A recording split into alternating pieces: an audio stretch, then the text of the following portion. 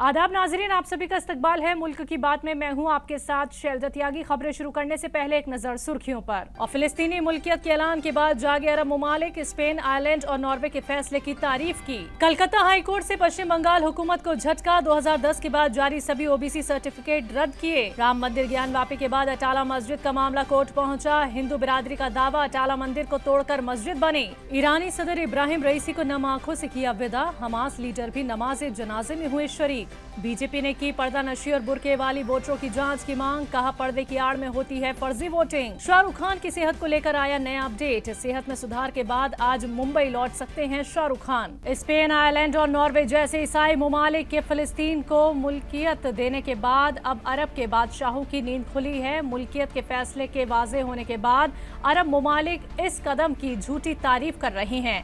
Saudi अरब, Jordan, Qatar जैसे कई मुल्कों ने फैसले को लेकर बयान जारी किया है।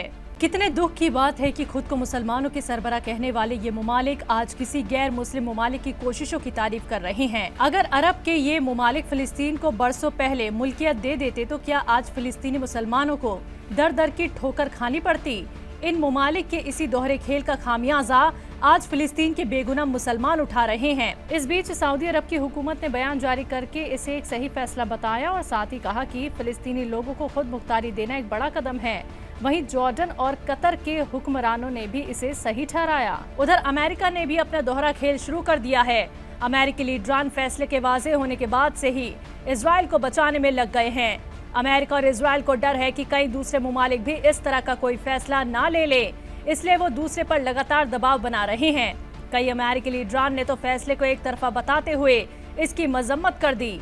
अमेरिका के नेशनल सिक्योरिटी एडवाइजर जैक सुलियन ने तो फैसले को इजराइल को अलग थलग करने की कोशिश तक बता दिया और कहा कि वो जल्द इजराइल का दौरा करेंगे ताकि इजराइल को भी तसल्ली रहे। ये फैसला उन फिलिस्तीनी मुसलमानों के लिए सबसे अहम है जिन्हें पिछले 75 सालों से उनकी ही जमीन पर सताया जा रहा है। मुल्कियत के फैसले ने उन मुसलमानों को हिम्मत दी है जो बरसों से घुसपैठियों के खिलाफ लड़ रहे हैं।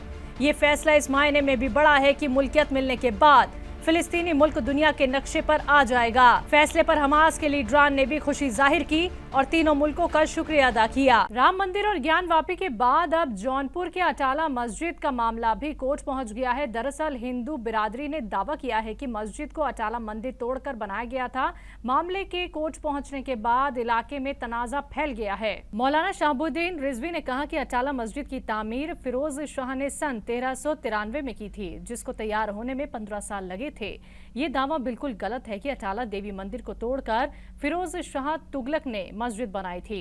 इसके अलावा उन्होंने ये भी दावा किया है कि फिरोज शाह तुगलक ने यहाँ एक मदरसे की तामीर भी की थी, जिसकी मालूमात आर्कियोलॉजिकल सर्वे ऑफ इंडिया के दस्तावेज से मिलते हैं। दिल्ली बीजेपी ने पर्दा नशी और बुरके में आने वाली वोटरों की जांच की मांग की है। बीजेपी लीडरान ने इलेक्शन कमीशन को खत सौंपते हुए इल्जाम लगाया है कि पर्दे की आड़ में फर्जी वोट डाले जाते हैं, इसलिए जरूरी है कि सभी पर्दा नशीन खवातीन की जांच की जाए।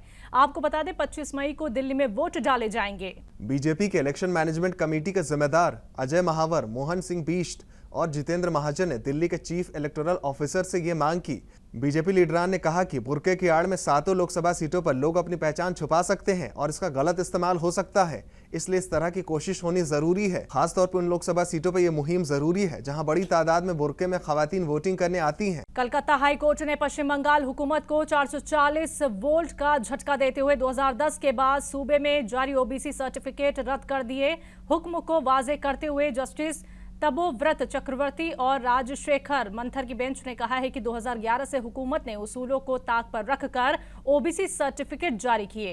आपको बता दें, फैसले के बाहर आने के बाद सियासी जलजला आ गया। एक तरफ जहां बीजेपी तृणमूल कांग्रेस पर हमलावर है, वहीं सूबे का वजीर आला ममता बनर्जी ने तो फैसले को मानने तक से इनकार कर दिया है। वजीर आजम ने फैसले पर तंज कसते हुए कहा कि यह फैसला उन लोगों के मुंह पर जोरदार तमाचा है जो वोट के लिए मुस्लिमों की खुशामद करते हैं। उधर असम हुकूमत ने 5 मुस्लिम खानदान को 30 लाख रुपए का मुआवजा दिया है। दरअसल नौगांव जिले में तशद्दुद के बाद असम हुकूमत ने कई मुस्लिम मकानों पर बुलडोजर चला दिए थे, जिसके बाद मुतासिरीन ने गुवाहाटी हाई कोर्ट में अर्जी दाखिल की थी। असम हुकूमत की तरफ से पेश वकील ने गुवाहाटी हाई कोर्ट में मुआवजे की मालूमात दी। उन्होंने बताया कि नौगांव जिले के एसपी ने 5 मुतासिरीन को रकम की अदायगी कर दी है। बता दें 2022 में नौगांव जिले के सलोनाबारी गांव में एक मुस्लिम शख्स की मौत के बाद पूरे इलाके में तनाज़ा फैल गया था।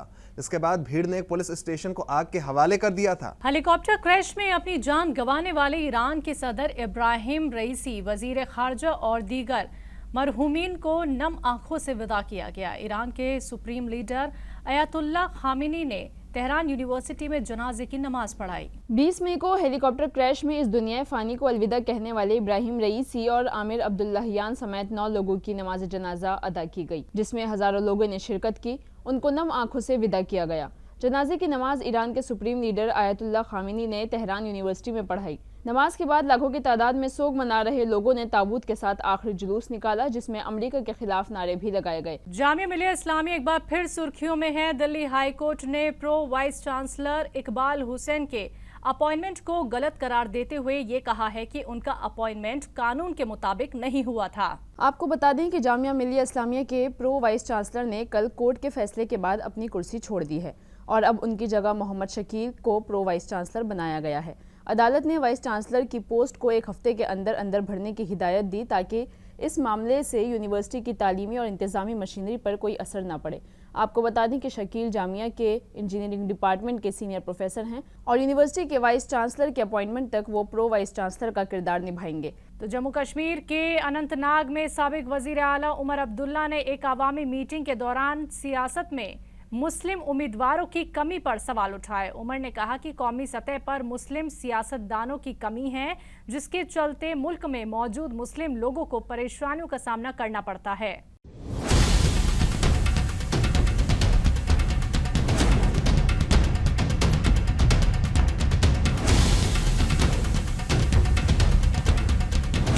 वजीर आजम मोदी ने कांग्रेस पार्टी पर फिर जोरदार हमला बोला है। हरियाणा में एक जलसे से खिताब करते हुए उन्होंने कहा कि कांग्रेस अगर हुकूमत में आती है तो राम मंदिर पर ताला लगवा देगी, क्योंकि कांग्रेस पूरे मुल्क से ही राम को हटाना चाहती है। और क्या कुछ कहा पीएम मोदी ने, सुनवाते हैं आपको।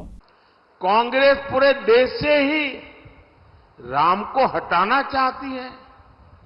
कांग्रेस जब तक सत्ता में रही उसने राम मंदिर नहीं बनने दिया। कांग्रेस ने राम मंदिर प्राण प्रतिष्ठा तक का बहिष्कार कर दिया। इलेक्शन कमीशन ने कांग्रेस सदर मल्लिकार्जुन खड़गे और बीजेपी सदर जेपी नड्डा को नोटिस जारी किया है। कमीशन ने दोनों पार्टियों के सदरों और स्टार कैंपेनरों से गैर मुनासिब या गैर जरूरी बयानबाजी से बचने की हिदायत दी है। दरअसल लोकसभा इंतखाबात मुहिम में लगे लीडरान अपने जलसों और खिताबों में आइन, फौज, मुसलमान जैसे संजीदा मामलों को लेकर खूब उल्टे सीधे बयान दे रहे हैं, जिसके बाद इलेक्शन कमीशन ने ये कदम उठाया है। इलेक्शन कमीशन की तरफ से शो कॉज नोटिस भेजे जाने के बाद नड्डा और खड़गे ने अपनी अपनी पार्टी के कैंपेन के तरीके को सही ठहराया। इसके साथ ही उन्होंने अपने अपने स्टार कैंपेनर्स के बयान का भी बचाव किया है। लोकसभा इलेक्शन के इंतखाबात जारी हैं और 7 फेज में से 5 फेज की वोटिंग हो चुकी है। अब छठे फेज की वोटिंग दिल्ली समेत कई रियासतों में 25 मई को होनी है। इसी बीच मगरिबी बंगाल से तशद्दुद की खबरों ने सभी का ध्यान अपनी तरफ कर लिया है, जिसमें एक बीजेपी खातून कारकुन की मौत हो गई है। आपको बता दें कि छठे फेज की वोटिंग होने से पहले ही मगरिबी बंगाल में फिर 2 पार्टियों के दरमियान झड़प हुई, जिसमें एक बीजेपी की कारकुन की मौत हो गई और दीगर 7 लोग जख्मी हुए हैं। मगरिबी बंगाल में होने वाला ये पहला वाकया नहीं है। दरअसल बीजेपी कैंडिडेट ने टीएमसी के उम्मीदवार पर यह इल्जाम लगाया था कि वो लोगों में पैसे बांट रहे हैं। किर्गिस्तान की राजधानी बिश्केक में जारी हिंसा थमने का नाम नहीं ले रही है। उधर हिंदुस्तानी तलबा का घर से निकलना भी मुहाल हो गया है।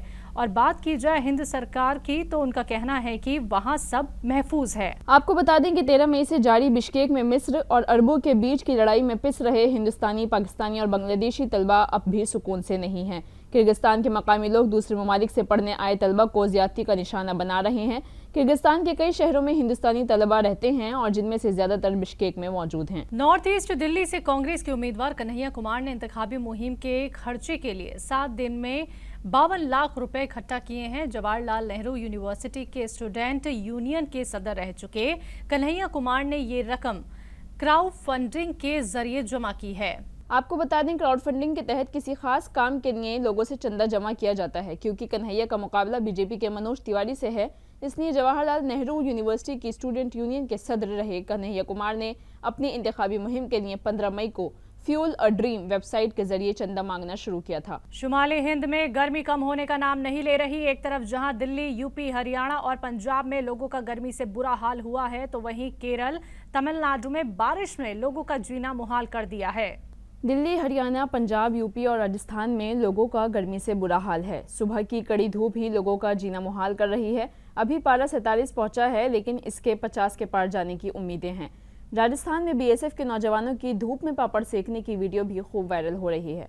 उधर केरल, तमिलनाडु और कर्नाटका में कई दिनों से हो रही बारिशों ने लोगों को घर पर रहने के लिए मजबूर कर दिया है। बॉलीवुड स्टार शाहरुख खान की सेहत को लेकर नया अपडेट आया है। फनकार और शाहरुख खान की करीबी दोस्त जूही चावला ने उनसे मिलने के बाद ये बताया है कि डिहाइड्रेशन की वजह से शाहरुख खान की तबीयत बिगड़ी थी, लेकिन अभी वो ठीक हैं और उम्मीद है कि जल्द ही उनको अस्पताल से डिस्चार्ज कर दिया जाएगा। दरअसल शाहरुख अपनी टीम को सपोर्ट करने अहमदाबाद पहुंचे थे, जहां अचानक उनकी तबीयत बिगड़ने के बाद उनको अस्पताल में भर्ती कराया गया था। नाजरीन, मुल्क की बात में आज के लिए बस इतना ही। आप देखते रहें तहजीब टीवी। मुझे दीजिए इजाजत। आदाब।